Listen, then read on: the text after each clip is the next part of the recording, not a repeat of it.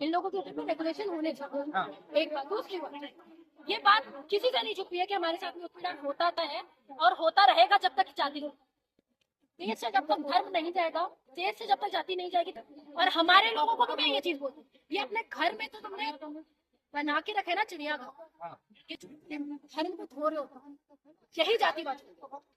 तुमने संस्कृताइजेशन करके उनके धर्म को अपनाया, उनके सब चीजों को अपनाया, और अपनाने की वजह से जातिवाद भी तुम्हारे साथ में है, रिलीजन भी तुम्हारे साथ में।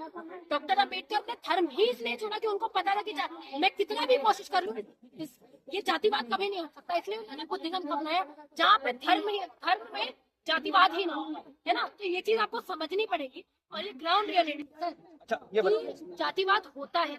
और आप बड़े से बड़े इंसान क्यों ना हो, अखिलेश यादव के साथ भी आपको 10 मिनट उनका पूरा घर धोया, ये भी जातिवाद। जब हमारे जो एक्स प्रेसिडेंट रहे हैं, कमल क्या नाम मैं बोल रही हूँ, कोविंद जी, है ना, रामनाथ कोविंद जी, उनको अंदर नहीं जाने दिया। आज हमारे प्रेसिडेंट भी आदिवासी, क्यों नहीं जाने दिया गया? इन्विटेशन दिया गया, अंदर जब वो जा रहे थे तो बाहर ही रोका, नहीं पता तो मैं रोका गया।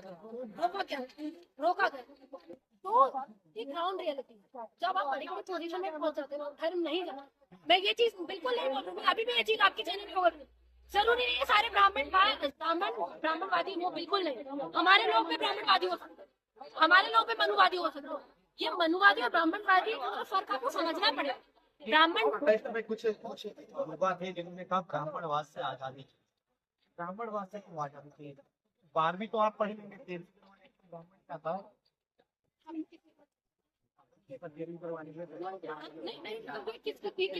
नहीं मैं समझ गया, करवाता है, मैं बिल्कुल समझ गई, शादी मैं बिल्कुल समझ गई। तो उसका मतलब क्या है? ब्राह्मण बाप हो गया?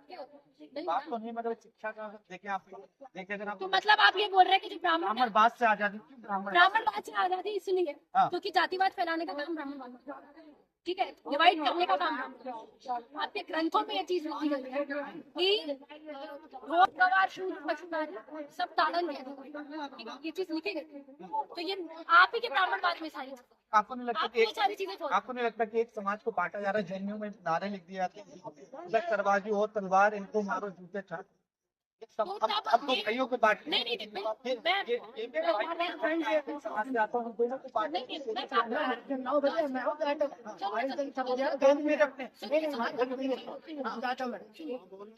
जेएनयू में ही ये चीज लिखी जाती है कि चमारो भारत, तब ये जातिवादी नहीं होता।